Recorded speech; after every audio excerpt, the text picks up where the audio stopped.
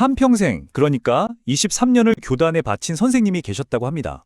명예롭게 퇴직을 하셨는데 글쎄 7년이 지나도록 연금이 단 한 푼도 안 들어온 거예요. 정말 믿기 힘든 일이죠. 알고 보니까 원인은 국가기관 직원의 아주 사소한 전산 입력 실수, 딱 그거 하나였습니다. 그런데 뒤늦게 연금을 달라고 하니까 돌아온 답변은 더 기가 막혔습니다. 기한이 지나서 못 드립니다. 대체 이게 어떻게 된 일일까요? 네, 바로 이 질문입니다. 국가의 실수인데 그 피해는 왜 고스란히 국민이 져야 합니까?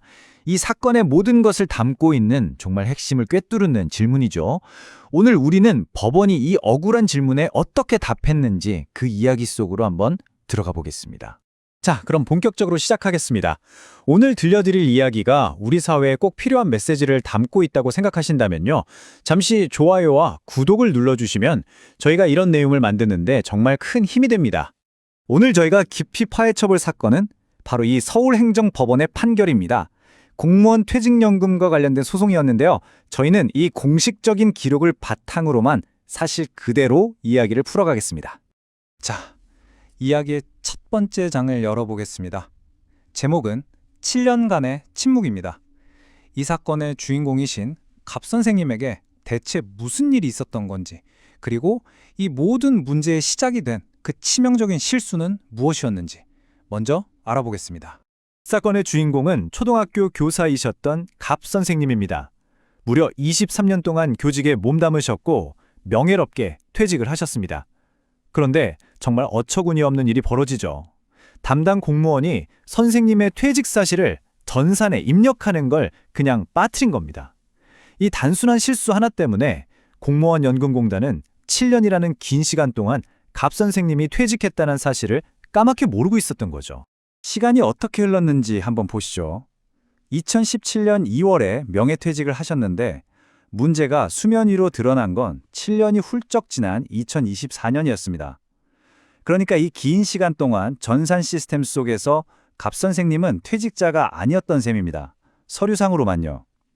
그럼 이 7년간의 깊은 침묵, 관은 어떻게 깨지게 된 걸까요? 바로 이 통지서 한 장 때문이었습니다. 7년 만에 날아온 소식이 밀린 연금을 지급하겠다는 게 아니었어요. 오히려 그동안 내지 않은 기여금, 그러니까 87개월치를 내라는 청천벽력 같은 요구였습니다. 갑 선생님 입장에서는 얼마나 황당했겠습니까? 바로 이 통지를 받고서야 내 퇴직 처리가 여태 안 됐구나 하는 사실을 처음 알게 되신 겁니다. 자, 이제 이야기는 새로운 국면으로 접어듭니다. 두 번째 막 소멸시효라는 벽입니다. 이 단순한 행정실수가 어떻게 거대한 법적 다툼으로 번지게 되는지 그 중심에 있는 이 법률적 장애물에 대해 한번 살펴보겠습니다. 뒤늦게 자기들 실수를 파악한 연금공단도 처음에는 갑 선생님께 아이고 저희 실수였네요. 어서 퇴직급여를 청구하세요. 라고 안내를 했습니다. 이제야 모든 게 제자리를 찾는구나. 희망이 보였죠. 갑 선생님도 곧바로 서류를 제출했습니다. 하지만 돌아온 공식 답변은 그 모든 희망을 산산조각 냈습니다. 연금공단은 명예퇴직하고 5년이 지나서 법적으로 권리가 사라졌다. 이른바 소멸시효 완성을 이유로 지급을 거부한 겁니다. 정말 아이러니하지 않습니까? 시작은 국가의 명백한 실수였는데 이제 와서는 그 국가가 법의 이름으로 선생님의 권리를 가로막고 나선 거죠. 여기서 소멸시효라는 개념 제가 아주 쉽게 설명해 드릴게요. 말이 좀 어려워 보이지만요. 사실은 권리를 주장할 수 있는 유효기간이라고 생각하시면 딱 맞습니다. 우리가 쓰는 쿠폰도 유효기간이 지나면 못 쓰는 것처럼 법에서도 너무 오랫동안 자기 권리를 찾지 않으면 그 권리가 사라진다고 보는 건데요. 공단은 바로 이 유효기간이 지났다고 주장한 겁니다. 자, 이제 이 답답한 상황을 풀어줄 법원으로 가보겠습니다. 이야기의 클라이맥스죠. 세 번째 막 법원의 두 가지 판결입니다. 법원이 이 억울한 사건을 어떻게 둘로 쪼개서 현명하게 판단했는지 그 판결 내용을 아주 자세하게 들여다보겠습니다. 바로 여기서 법원의 놀라운 지혜가 빛을 발합니다. 법원은 공단처럼 이걸 하나로 뭉뚱그려 보지 않았어요.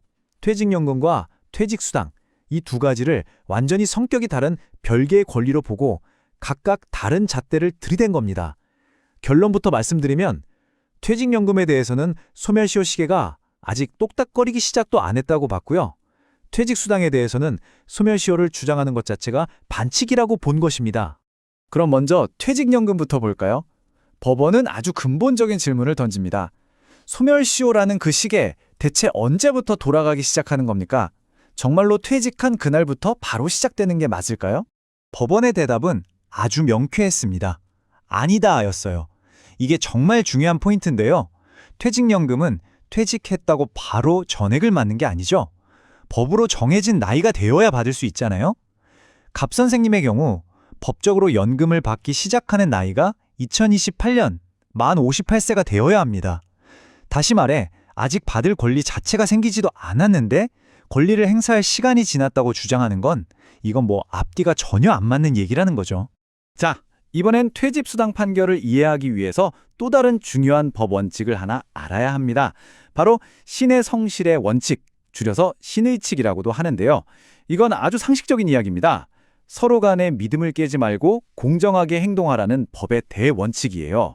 특히 자기가 잘못해놓고 그걸 빌미로 상대방을 곤란하게 만드는 건 절대 안 된다는 거죠.